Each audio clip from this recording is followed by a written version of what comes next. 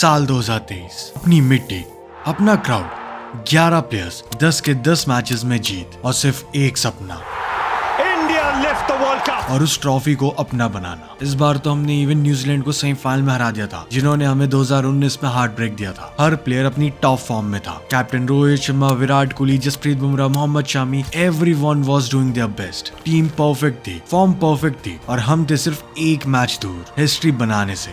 लेकिन फिर आता है वो दिन, 19 नवंबर 2023, जिसने सब बदल दिया।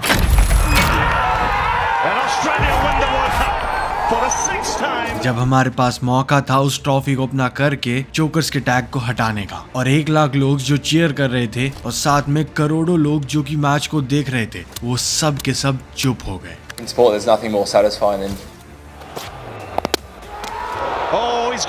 hearing a big crowd go silent. लेकिन हमें ऑलरेडी पता है कि ये पहली बार नहीं होता। 2019 का सेमीफाइनल, 2017 चैंपियंस ट्रॉफी फाइनल, और ना जाने कितनी बार। लेकिन इस बार कहानी थोड़ी डिफरेंट थी, क्योंकि 2023 का वर्ल्ड कप कोई मामूली वर्ल्ड कप नहीं था। ये इंडियन टीम का एक परफेक्ट कैंपेन था। Home world cup, perfect team, perfect form, but still इस बार भी हमें सेम एंडिंग मिली थी, हार्ट ब्रेक्स और टीयर्स के साथ। पर इसके पीछे का रीजन क्या है? ऐसी क्या गलतियां, डिसीजंस थे जिस वजह से हम ये वर्ल्ड कप हार गए? जहां हम लगातार 9 मैचेस डोमिनेट करके जीत रहे थे, वहीं जिस 10वें मैच में परफॉर्म करना इंपॉर्टेंट था, वहीं पर हम आकर हार गए। आइए जानते हैं ये सब इस वीडियो में। Why did India lose the 2023 world cup? Bye the वे, हमने ऑलरेडी सेकंड चैनल लॉन्च कर दिया है, तो अगर आपको फेस कैम रिलेटेड वीडियोस देखनी है, फिर मैच रिव्यूज देखने हैं, फिर फन रिलेटेड क्रिकेट कंटेंट देखना है, आपको लिंक डिस्क्रिप्शन में मिल जाएगा। Do check it out and subscribe it. Thank you. अब हमें ये समझना जरूरी है कि 2023 का वर्ल्ड कप इतना इंपॉर्टेंट क्यों था। तो इसको समझने के लिए हमें जाना पड़ेगा थोड़ा पीछे। साल 2014 से लेकर 2022 तक इंडियन टीम इन सभी सालों में एक भी ट्रॉफी नहीं जीत पाई थी। 9 सालों से चल रही थी ये कहानी। और अगर हम 2021 के T20 वर्ल्ड कप को साइड रख दे, जिसमें हम एक्चुअली ग्रुप स्टेज में ही एग्जिट कर गए थे, तो बाकी के सभी टूर्नामेंट्स में इंडियन टीम या तो फाइनल्स में पहुंची थी या फिर सेमीफाइनल्स में। और जैसे जैसे साल बढ़ते गए, इंडियन टीम के ऊपर आईसीसी ट्रॉफी जीतने का प्रेशर और बढ़ता गया। पूरे क्रिकेटिंग वर्ल्ड में हमारे नाम के साथ चोकर्स का टैग जुड़ चुका था। एंड इवन हम सभी फैंस बोलकर थक चुके थे कि this time will be different. And even सबकी होप लिटरली खत्म होने लग रही थी। फॉर्मेट्स बदल गए, साल बदल गए, इवन कैप्टन्स भी बदल गए, but the result was same every time, which haunted the Indian team for 9 long years. So it was extremely important कि इंडिया ये 2023 का वर्ल्ड कप जीतकर फाइनली इस कर्स को ब्रेक करे। बट अब आप सोचोगे कि इस बार ये क्यों? What was actually different this time around? Well, actually, इस बार इंडियन टीम अंडरडॉग नहीं थी, as we were the favorites. And you know why? Well, एक तो इंडियन टीम इसको होस्ट कर रही थी, हमारे पास होम कंडीशंस थी, अ सपोर्टिव क्राउड, एंड एक सिमिलैरिटी पैटर्न भी नोटिस किया जा रहा था कि पिछले 3 ओडीआई वर्ल्ड कप्स को उनकी होस्ट नेशंस नहीं जीता था। England in 2019, Australia in 2015 and India in 2011। सो एक कोइंसिडेंस एक्चुअली मैटर कर रहा था। अनदर रीजन वाज नंबर 4 का जो प्रॉब्लम था मिडिल ऑर्डर में, वो फाइनली सॉल्व हो गया था। कई सालों से इंडिया को परफेक्ट नंबर 4 का बैट्समैन नहीं मिल रहा था, जो कि one of the main reason था जिस वजह से हम 2019 का सेमीफाइनल हार गए थे। बट इस बार हमारे पास एक परफेक्ट प्लेयर था, and it was Shreyas Iyer. Also वो टीम लिटरली फैबुलस थी, एक भी कमी नहीं थी इस टीम के अंदर। It was perfect, everything down to the last minute details. Literally perfect. Opening में hitman Rohit Sharma with his crazy intent, साथ में शुभमन गिल, फिर नंबर 3 पे विराट कोहली। आई मीन ये तीनों अकेले ही मैचेस जिताने के कैपेबल है। अब जब बात हो रही है बेस्ट बैट्समैन की, तो हम बेस्ट फोन को कैसे भूल सकते हैं? ये है मोटोरोला G67 पावर, जिसमें आती है 7000 mAh की बैटरी, और बाकी के स्पेक्स आप स्क्रीन पर देख ही सकते हो कि कितने कमाल के हैं। और इसकी प्राइस है जस्ट 16,999 रुपीज। तो वेट किसका है? डिस्क्रिप्शन में लिंक मिल जाएगा, and get your Motorola G67 power right now.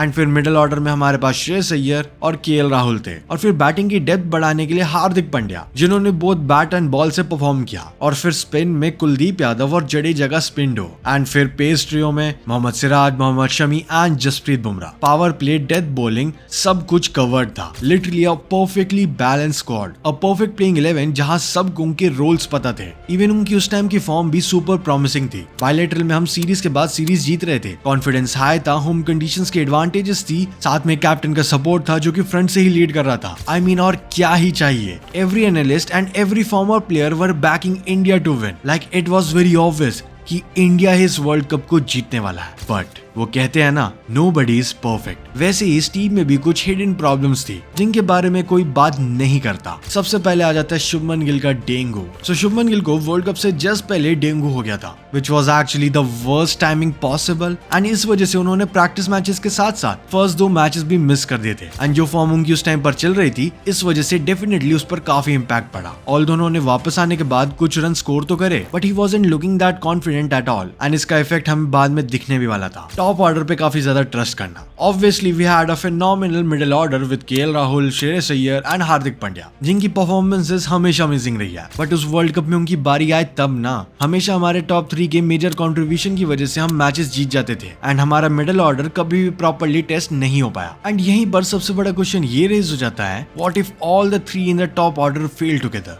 Well, we already know the answer। अब सिलेक्शन में भी काफी क्वेश्चनेबल चॉइसेस रही थी, as we had a fantastic team, but did we have a fantastic squad? Like Surya Kumar Yadav, क्या वो सही में ओडीआई स्क्वाड में जगह डिजर्व करते थे, वो भी इतने बड़े टूर्नामेंट में? This is actually questionable. And अगर आपने उन्हें ले ही लिया था, जब खेलने की बारी आई, तब don't you think we should have included Ishan Kishan over him? Because Ishan Kishan के ओडीआई रिकॉर्ड्स डेफिनेटली स्काई से काफी बेटर है, एंड इन स्टैट्स को आप स्क्रीन पर देख ही सकते हो। Pitch preparation and ground selection risk. पहले तो बात करते हैं ग्राउंड सिलेक्शन की, specially for the finals. Stadium choose किया है नरेंद्र मोदी स्टेडियम। सीरियसली, इतने बड़े इंपॉर्टेंट मैच के लिए, वो भी जब आपके पास ईडन गार्डन्स एंड वानखेड़े जैसे हिस्टोरिक स्टेडियम्स अवेलेबल थे। अब यहाँ पे मैं किसी पॉलिटिकल वे में नहीं कह रहा हूँ, एज ये काफी नैरेटिव हो चुका है सोशल मीडिया पे related to this stadium. And keeping this question aside, pitch तो इंडिया के हाथों में ही थी, which sound great but can be risky, because अगर आप पिच के साथ ज्यादा छेड़छाड़ करते हो तो वो आपके ऊपर ही बैकफायर कर सकती है, जिसको हम आगे और डिस्कस करेंगे। इसके अलावा जो प्रेशर था उसको भी सबने इग्नोर ही कर दिया एक्सेप्ट द प्लेयर्स, बिकॉज इस पूरे टूर्नामेंट की फाइनल एंड मेजर प्रॉब्लम यही थी, expectations and pressure from everywhere. 9 सालों से ना जीतने का प्रेशर, 150 करोड़ लोगों का प्रेशर, वो भी तब जब मीडिया आउटलेट्स ये नहीं कह रही थी कि India can win, they all were saying India will win, जिस वजह से प्लेयर्स के ऊपर काफी ज्यादा प्रेशर था। अब 2023 के वर्ल्ड कप में इंडियन टीम की जर्नी की समरी देखते हैं। इंडिया के इस वर्ल्ड कप के कैंपेन का सबसे पहला मैच था ऑस्ट्रेलिया के अगेंस्ट, जब इंडियन टीम 200 का टारगेट चेस करने उतरती है, और उस चेस के टाइम पर इंडियन टीम 1 पॉइंट पर 2 for 3 के स्कोर पर फंस चुकी थी, और ऐसा लग रहा था कि वर्ल्ड कप स्टार्ट होने से पहले ही हमारे लिए खत्म होने वाला है। लेकिन तभी आती है केएल राहुल और विराट कोहली की जोड़ी, जो कि एक मैच विनिंग पार्टनरशिप बनाती है, एंड फिर वहां से इंडिया ने उस टूर्नामेंट में पीछे मुड़कर नहीं देखा। फर्स्ट मैच से लेकर 10th मैच तक इंडिया एक भी मैच नहीं हारी। पूरे ग्रुप स्टेज में उन्होंने डोमिनेट किया south Africa, New Zealand, everyone, literally a perfect record, और कोई भी टीम इसके आसपास नहीं थी। एंड छोटी टीम्स जैसे पाकिस्तान एंड नीदरलैंड्स के पास तो कोई चांस ही नहीं था, एंड इनफैक्ट साउथ अफ्रीका को तो 83 पे ही ऑल आउट करके रख दिया था, जस्ट 83। और फिर आता है वो सेमीफाइनल का मैच, और वो भी न्यूजीलैंड के अगेंस्ट, एंड ये कितना इंपॉर्टेंट था ये मुझे बताने की बिल्कुल नीड नहीं है। इस मैच के टाइम पे डर का माहौल जरूर था, but Holi The performance by Indian team in this match was next level. India ने पहले बैटिंग करते हुए टोटल 397 का टोटल बनाया, yes, almost 400 runs in a knockout match, और ये मैच काफी स्पेशल होने वाला था। Well, of course, सबसे पहले विराट कोहली की वो 50th सेंचुरी, एंड फिर उनका ये iconic celebration in front of his idol Sachin Tendulkar, और साथ में श्रेयस अय्यर की ये ब्रिलियंट इनिंग्स। और अगर ये इनफ नहीं था, जब इंडियन टीम की बॉलिंग आई तो शमी ने 7 for 57 की एक आइकॉनिक स्पेल डाली, which is literally one of the greatest ODI bowling performances of all time. Although chase करते हुए न्यूजीलैंड ने भी 327 रन्स बना दिए थे, but it wasn't that enough. And Indian team इस मैच को जीतकर 2019 के वर्ल्ड कप सेमीफाइनल का बदला लेकर फाइनल्स में अपनी एंट्री ले लेती है। अब यहाँ तक की इंडियन टीम की कैंपेन तो आपने देख ली, अब बात करते हैं कुछ फैक्ट्स की। सो उस टूर्नामेंट में विराट कोहली ने 765 रन्स बनाए थे with an amazing average of 95। मतलब इससे बेटर कोई क्या ही खेल सकता है यार। रोहित शर्मा की वो एग्रेसिव इंटेंट वाले 597 runs, making him the second highest scorer. Even the bowlers सब ने 10 से ज्यादा विकेट्स अपने नाम कर लिए थे, एंड खासकर हमारे गोल्डन बॉय मोहम्मद शमी, जिन्होंने 24 विकेट्स लिए थे, जिस वजह से वो उस टूर्नामेंट के हाईएस्ट विकेट टेकर भी थे। एंड इवन फील्डिंग में भी प्लेयर्स खतरनाक कैचेस पकड़ रहे थे। तो ये कहना गलत नहीं होगा कि उस पॉइंट पर it was very obvious to say India was ready. उस टाइम पर सभी प्लेयर्स और फैंस का कॉन्फिडेंस ऑल टाइम हाई था, मतलब लग ही नहीं रहा था कि ऑस्ट्रेलिया हैड एनी चांसेस। लेकिन फिर आता है वो दिन जिसने सब बदल दिया। 19 नवंबर 2023 Narendra Modi stadium, 1,32,000 Indian fans and literally पूरी दुनिया इस मैच को देख रही थी। सब तैयारी हो रखी थी, हर जगह बस यही खबर थी कि इंडिया इस वर्ल्ड कप को जीतने वाला है एंड हम सब लोग सेलिब्रेट करेंगे। Both the fans and the players were confident enough कि ये वर्ल्ड कप तो हमारा ही है, may be too much confident. क्योंकि फिर आता है टॉस, जहां से चीजें काफी बदल गई। एज टॉस जीतकर Australia choose to bowl first. अभी उनका डिसीजन उतना इम्पैक्टफुल ना लगे, but this one was the first reason from this match जिस वजह से इंडियन टीम आगे जाकर स्ट्रगल करने वाली थी, बिकॉज ये नॉर्मल अहमदाबाद की टिपिकल बैटिंग पिच नहीं थी। As this time it was different and Australian team को ये बात काफी अच्छे तरीके से पता थी, इसलिए they wanted to see how pitch plays first and फिर उसी के अकॉर्डिंग वो अपना चेस प्लान करना चाहते थे। Literally smart cricket and I guess Indian team भी इसी राह पर चलती, but we lost the toss. अब मैच स्टार्ट हो जाता है एंड इंडियन टीम की शुरुआत भी टिपिकल फैशन में काफी शानदार रही। रोहित शर्मा स्कोर्ड 47 ऑफ 31, वो भी 150 के स्ट्राइक रेट से। इनफैक्ट एक पॉइंट पे तो ये लग रहा था कि इंडियन टीम 350 रन का एम लेके चल रही थी, लेकिन फिर विकेट आती है शुभमन गिल की, gone for just 4 runs in the 5th over only. And वो जो डेंगू की वजह से उनकी रिदम खराब हुई थी, शायद वो कभी प्रॉपर तरह से वापस आ ही नहीं पाई। वो साफ साफ इस मैच में देखने को मिला, बट कोई नहीं, because we had our OG duo Rohit and Kohli जो अभी भी पिच पर थे और स्कोर कर रहे थे। लेकिन फिर आता है वो रोहित शर्मा का विकेट। रोहित शर्मा ऑलरेडी उस ओवर में मैक्सवेल को 2 बाउंड्रीज मार चुके थे, but he goes for it again and वो बॉल सीधा ट्रेविस हेड के हाथ में दे देते हैं। End of course Travis head का ये कैच लिटरली काफी कमाल का था, बट रोहित शर्मा विकेट खो चुके थे। और फिर आता है हमारा मिडिल ऑर्डर प्रेशर को हैंडल करने के लिए, जिसकी उनको आदत कभी थी नहीं। श्रेयस अय्यर भी आउट हो जाते हैं एंड वर्ल्ड कप के फाइनल मैच में इतना ज्यादा प्रेशर बढ़ चुका था, वो भी अपने होम ग्राउंड पर। कोहली और राहुल इनिंग्स को स्टेबलाइज करने का ट्राई करते हैं, बट पिच काफी स्लो थी एंड उस पर बैटिंग करना आसान बिल्कुल नहीं था, जो कि हमें साफ साफ दिखने को भी मिला। As Virat Kohli and KL Rahul ने ज्यादा कुछ खास बाउंड्रीज लगाई ही नहीं।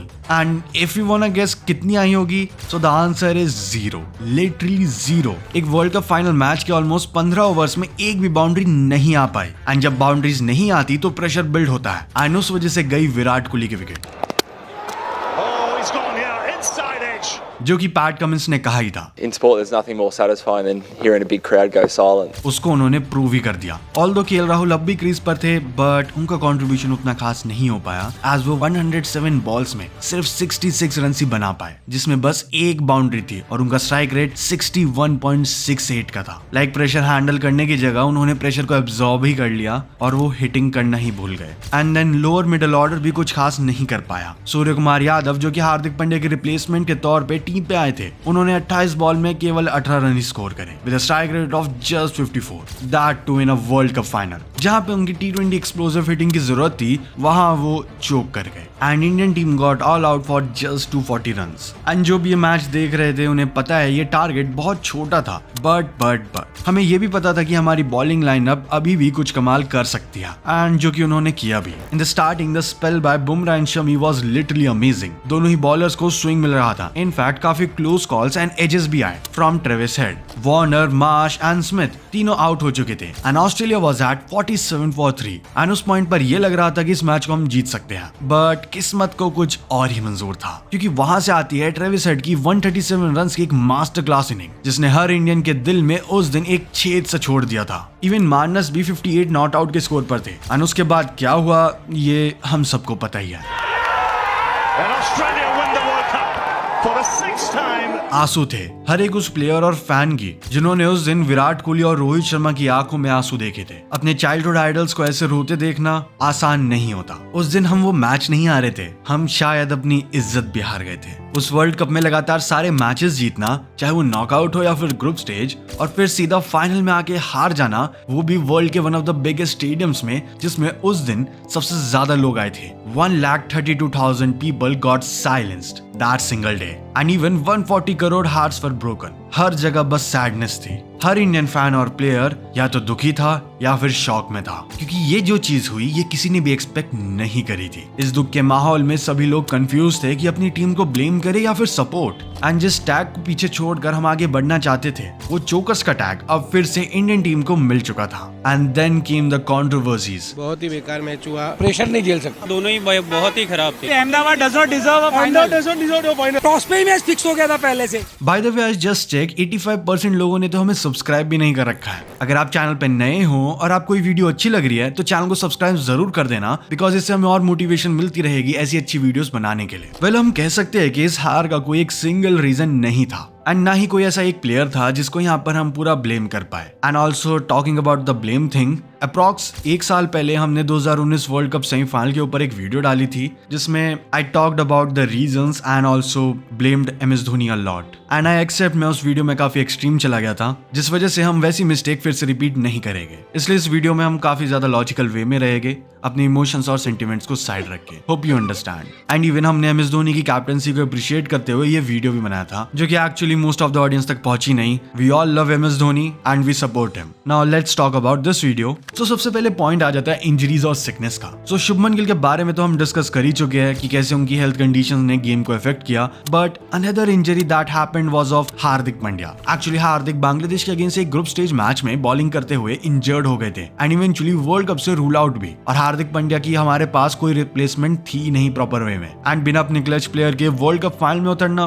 Definitely one of the main reason India lost that match, क्योंकि उनका कंट्रीब्यूशन कितना इंपॉर्टेंट होता है ये हमने ऑलरेडी काफी मैचेस में देखा ही है। नेक्स्ट आता है पुअर टीम सिलेक्शन। अब हार्दिक की कोई रिप्लेसमेंट तो नहीं थी एज एन ऑलराउंडर, तो इंडिया को एक बैट्समैन ही खिलाना पड़ा एंड उन्होंने किसको चूज किया? सूर्य कुमार यादव, जो कि नो डाउट एक फिनोमिनल T20 बैट्समैन है, बट ODIs में उनका एवरेज बस 25 का ही है, which is really bad from an ODI perspective. और इसका सॉल्यूशन आप ईशान किशन को भी तो खिला सकते थे ना, और वो भी तब जब सूर्य कुमार यादव ऑलरेडी पिछले 6 मैचेस में बेकार परफॉर्म करके आ रहे थे एंड ईशान का ODI एवरेज बेटर है सूर्य से, making him an obvious better choice. But still it didn't happen. The pitch changes backfired. Mohammed Kaif ने एक पॉडकास्ट में रिवील किया कि अहमदाबाद स्टेडियम की पिच को लिटरली चेंज किया जा रहा था। सो ओरिजिनली अहमदाबाद की पिच थोड़ी बैटिंग फ्रेंडली है एंड ऑस्ट्रेलिया की मेन स्ट्रेंथ थी फास्ट बॉलिंग। सो पिच को स्लो बनाकर पेसर्स को न्यूट्रलाइज करने का प्लान था। इसलिए captain Rohit Sharma and coach Rahul Dravid ने ये डिसीजन लिया था, बट वो शायद ये भूल गए कि आप अपनी खुद की स्ट्रेंथ बैटिंग को ही बॉटल नेक कर रहे हो, बिकॉज अहमदाबाद एक बड़ा स्टेडियम है। लंबी boundaries on a slow pitch हमेशा चेजिंग टीम को ही फेवर करेगा एंड ये हमें देखने को भी मिला। एंड ऑनेस्टली स्पीकिंग ये मैच ईडन गार्डन्स या फिर वानखेड़े स्टेडियम में होना चाहिए था, बिकॉज वहां पर इंडियन टीम को सबसे ज्यादा एक्सपीरियंस है एंड लिटरली वो हिस्टोरिक स्टेडियम्स भी है जिसने काफी कुछ विटनेस किया है। बट BCCI एंड पैसे का ये रिलेशन हम सबको पता ही है,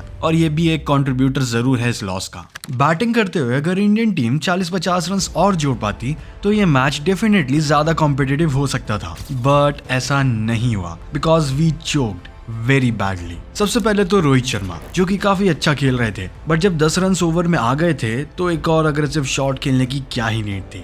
यही सब सवाल अब तक लोगों के मन में चलते हैं। He basically handed Australia his wicket because आप सेट बैट्समैन हो एंड लिटरली थोड़ी देर पहले ही गिल आउट हुए हैं, so he could have played it more safely. Next is the underperformance from youngsters like Shubman Gill and Shreyas Iyer in the final match. अगर उस दिन इन दोनों में से कोई एक भी टिक जाता तो डेफिनेटली फेट डिफरेंट हो सकता था, but both of them just got out easily. And also not to forget Surya Kumar Yadav, जिनका कंट्रीब्यूशन लिटरली सबसे ज्यादा वर्स्ट रहा। स्पेसिफिकली इस मैच की परफॉर्मेंस इट्स वर्स्ट एंड इसी वजह से उन्हें इसके बाद ODI फॉर्मेट में खेलने का मौका ही नहीं मिला। Then comes the controversial slow innings from KL Rahul. 108 balls में just 66 run and strike rate of 61, वो भी वर्ल्ड कप टूर्नामेंट के फाइनल मैच में। It's just too low. I mean हम समझ सकते हैं आपको इनिंग्स एंकर करने की जरूरत थी, बट बीच बीच में बाउंड्रीज हिट करने की ट्राई भी करना इंपॉर्टेंट था, खास करके वो 97 बॉल्स का no boundary face from both Kohli and Rahul. कोई इंटेंट ही नहीं दिख रहा था स्कोर करने का, intent was just to survive and शायद यही हमने गलती कर दी, बिकॉज इसी वजह से आने वाले बैट्समैन पर प्रेशर बढ़ता गया to score more runs and all of this resulted in a low total. And literally लोग अब भी KL राहुल को इसके लिए काफी ब्लेम करते हैं। वैसे तो रोहित शर्मा की कैप्टनसी एडमायरेबल है, बट कुछ डिसीजंस उस फाइनल मैच के काफी क्वेश्चनेबल थे। पिच की एंड टीम सिलेक्शन की बात तो हम कर ही चुके हैं, but next point will be not giving a new ball to Siraj. I mean ये तो वेल नोन फैक्ट है कि Mohammed Siraj is lethal with new ball and power play overs में ही वो सबसे ज्यादा इफेक्टिव रहते हैं, but instead of him Shami को न्यू बॉल देना क्वेश्चनेबल था। I mean we get it, Shami was the highest wicket taker for India, but उनके मोस्ट विकेट्स मिडिल ओवर में ही आया एंड इवन इससे पहले के मैचेस में जो पैटर्न फॉलो किया गया था वो इस मैच में नहीं किया जा रहा था। तो बेटर बॉलिंग मैनेजमेंट से शायद हम वो टोटल डिफेंड कर सकते थे। Also Rohit had no plan B as a captain. हम बहुत जल्दी बैकफुट पर आ गए and we started playing more defensively. क्या पता अगर हमारा इंटेंट उस दिन और अग्रेसिव रहा होता तो हम शायद जीत ही जाते। And lastly most important thing जिसने पूरी टीम को तोड़ के रख दिया वो था प्रेशर। यार एक तो पहले से 140 करोड़ इंडियंस का प्रेशर, बिकॉज सभी लोग विक्ट्री एक्सपेक्ट कर रहे थे। फिर उस चोकर के टैग को हटाने का प्रेशर, होम क्राउड के सामने हारने का प्रेशर, ट्रॉफी ड्रॉट को खत्म करने का प्रेशर, और क्या हुआ इस सब से? वी डिड चोक। हमारी टीम तो कमाल ही थी, सब परफेक्ट था, बट शायद जिस जगह पे हमें फील्डलेस क्रिकेट खेलनी चाहिए थी वहां शायद हम इस प्रेशर के अंडर डिफेंसिव क्रिकेट खेलने लग गए। And this thing actually cost us the world cup and a dream of 1.4 billion people. And honestly speaking, Australia actually outplayed us. They played it really good. Like सब लोग बात करते हैं India के उस वर्ल्ड कप कैंपेन की जहां हमने सारे मैचेस जीते थे, बट लोग एक्चुअली भूल जाते हैं कि ऑस्ट्रेलिया ने भी उस कैंपेन में काफी अच्छा परफॉर्म किया। पहला मैच हम ऑस्ट्रेलिया से जीत जरूर गए थे, लेकिन फिर ऑस्ट्रेलिया ऐसे खेला जिसने सबको बता दिया कि वो यहाँ जीतने के लिए आया। और खास करके वो अफगानिस्तान वाला मैच जिसमें मैक्सवेल ने इतनी कमाल की नॉक खेली थी, टू गुड। एंड उनका यही विनिंग माइंडसेट हमें इस फाइनल मैच में भी दिखा, जहां वो लिटरली इंडियन प्लेयर्स के दिमाग में घुस चुके थे, फिर चाहे वो बॉलिंग हो या फिर बैटिंग। अब यार दुखी तो हम सभी थे, और जो भी हुआ थी तो हमारी टीम ही ना। हाँ, लोगों ने हेट करा, गुस्सा करा, ब्लेम गेम शुरू हुआ, एंड आई गेस इतना ज्यादा नहीं करना चाहिए था। किसी ने रोहित को, किसी ने द्राविड को, एंड राहुल का तो विलेन ही बना दिया था। हर जगह बस क्वेश्चन ही पूछे जा रहे थे। Why did they change the pitch? Why did they pick Surya? Why Siraj didn't get the new ball? Why are we still the chokers? कुछ लोग हर बार की तरह कॉन्स्पिरेसी भी बनाने लग गए कि this match was actually fixed. But सच्चाई ये है, it was some bad decisions and honest mistakes. And it's some mistakes and decisions ने ही मिलकर हमें ये वर्ल्ड कप हरवाया। मेरे ओपिनियन में तो हमने मिस्टेक्स करी, and ऑस्ट्रेलिया ने उन मिस्टेक्स को अवॉइड किया, and they were just a better team that day. बाकी आप लोग अपने ओपिनियन कमेंट में जरूर बता सकते हो। And also not to forget, हमने इस चीज को काफी क्रिटिसाइज जरूर किया as Indian fans, but support वो तो हमने कभी कम ही नहीं होने दिया। वो कहते हैं ना, उम्मीद पर दुनिया कायम है। दिल दुखा है लेकिन टूटा तो नहीं है, और उम्मीद का दामन छूटा तो नहीं है। तो इसका रिडेम्पशन तो मिला ही 13 सालों के बाद, जब हम फाइनली 29 जून 2024 को अपना सेकंड T20 वर्ल्ड कप जीत जाते हैं। एंड कम बैक हो तो ऐसा 13 साल के इंतजार के बाद अब 18 महीनों में इंडियन टीम 2 मेंस ट्रॉफी जीत चुकी है, और साथ में रिसेंटली एक वुमेन्स ट्रॉफी भी। एंड लेट्स होप कि ऐसा ही चलता रहे, क्योंकि 2027 world cup, you should hear this, हम आ रहे हैं एक बेटर टीम के साथ, एक बेटर माइंडसेट के साथ, बिकॉज रोहित और कोहली को वो ओडीआई वर्ल्ड कप की ट्रॉफी उठाते देखने का मजा अलग ही आएगा। शायद उसी वजह से आज हम उतने यूनाइटेड हैं एज क्रिकेट फैंस, इस टीम के पीछे, इन इमोशंस के पीछे, हमारे रोको के पीछे। Well that's it for this video. Insta पे मुझे फॉलो करना मत भूलना, क्योंकि वहां भी मैं काफी तगड़ा कंटेंट रेगुलरली डाल रहा हूं। अगर भुवनेश्वर कुमार के डाउनफॉल के ऊपर वीडियो देखना है तो यहाँ पर क्लिक करो। अगर एशिया कप की ट्रॉफी कंट्रोवर्सी के बारे में जानना है तो यहाँ पर क्लिक करो। Thanks for watching, see you in the next one. जय हिंद।